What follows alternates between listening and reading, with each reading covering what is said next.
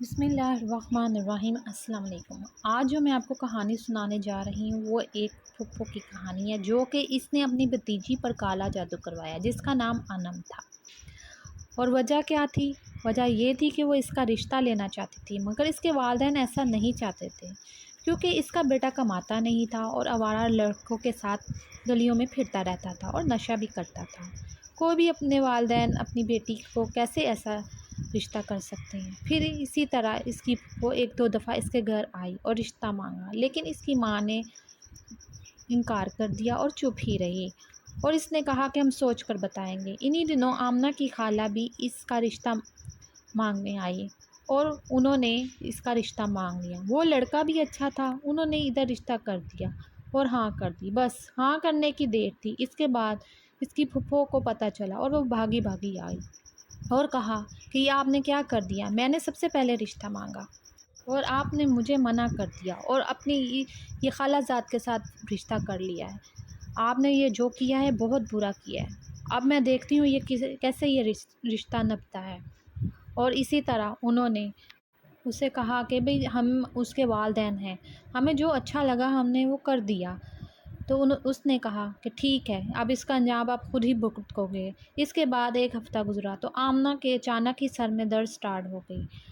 ہم نے سمجھا کہ شاید ہلکی پھلکی درد ہے اور اس کو کہا کہ میڈیسن لے لو۔ آمنہ کی ماں اس کو دکھانے کے لیے ڈاکٹر کے پاس لے گئی اور اس کو میڈیسن لے کر دی۔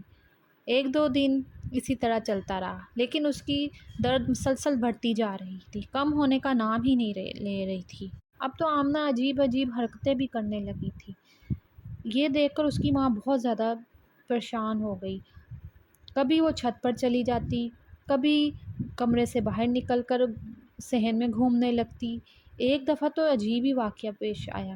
رات کے 3 بجے ہوئے تھے اور وہ چھت پر چلی گئی، لیکن پھر بھی اس کے والدین اسے سمجھاتے رہتے تھے کہ بیٹا یہ اچھی بات نہیں ہے، لیکن اس کو سمجھ نہیں آتی تھی، پتہ نہیں اس کو کیا ہو گیا تھا۔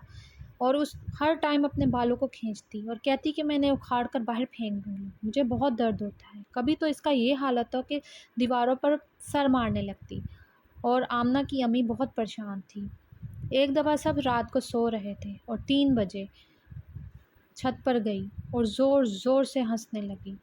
اتنا زور سے ہنسی کہ سب ڈر گئے، جیسے کوئی چڑیل ہنس رہی ہو۔ محلے والے بھی جاگ گئے، سب بھاگے بھاگے چھت پر گئے، دیکھا تو آمنہ چھت پر بیٹھی ہے۔ سب ڈر گئے اور اس کو کھینچ کھانچ کر نیچے لے کے آئے، مگر وہ تھی کہ آنے کا نام ہی نہیں لے رہی تھی، کہہ رہی تھی میں گلی میں چھلانگ لگا دوں گی۔ اور پھر تھوڑی دیر بعد بے ہوش ہو گئی۔ اس کو کمرے میں بند کر دیا گیا تاکہ آئندہ کے بعد یہ ایسی حرکت نہ کرے۔ محلے دار بھی اٹھ گئے تھے۔ ان میں سے ایک محلے دار نے بتایا کہ اسے فلاں بابا کے پاس دکھائیں جو کہ ایک اللہ والے ہیں اور بہت اچھے ہیں اور ایک پیسہ بھی نہیں لیتے، آپ انہیں چیک کروائیں، اور اس کا پتہ بتا دیا۔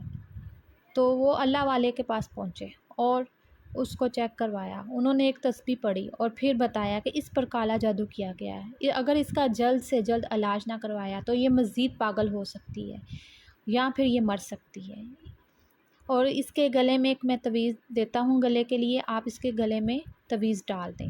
ساتھ کچھ پڑھنے کے لیے دیا، سورۃ کاف، اور کہا کہ اس کو مسلسل پڑھیں کیونکہ اس پر ایک چڑیل مسلط ہے، یا تو یہ اس کی جان لے لے گی یا اسے پاگل کر دے گی۔ یہ سب سن کر بہت پریشان ہو گئے اور پھر اسے دوبارہ کمرے میں بند کر دیا تاکہ وہ عجیب عجیب حرکتیں مت کرے۔ اور سب گھر والوں نے پڑھائی مسلسل سٹارٹ کر دی اور اتنا پڑھا کہ ایک ہفتے میں ہی اثر شروع ہو گیا۔ اب اس کے پہلے سے زیادہ سر میں درد ہو رہی تھی، لیکن ہم نے اور زیادہ پڑھنا شروع کر دیا، جس کی وجہ سے ایک دم سے تو اس کے بہت زیادہ سر میں درد ہوتی تھی، اب تھوڑا تھوڑا کم ہونے لگی اور اس کی طبیعت بھی سنبھلنے لگی۔ اب اسے کچھ سمجھ آ رہی تھی۔ اب ہم نے اس سے پوچھا تمہیں کیا نظر آتا ہے؟ تو اس نے بتایا مجھے ایک عورت نظر آتی ہے جو کہ ہر ٹائم میرے کندھوں پر بیٹھی رہتی ہے اور مجھے کچھ نہیں پتہ اور میں بے ہوش ہو جاتی ہوں۔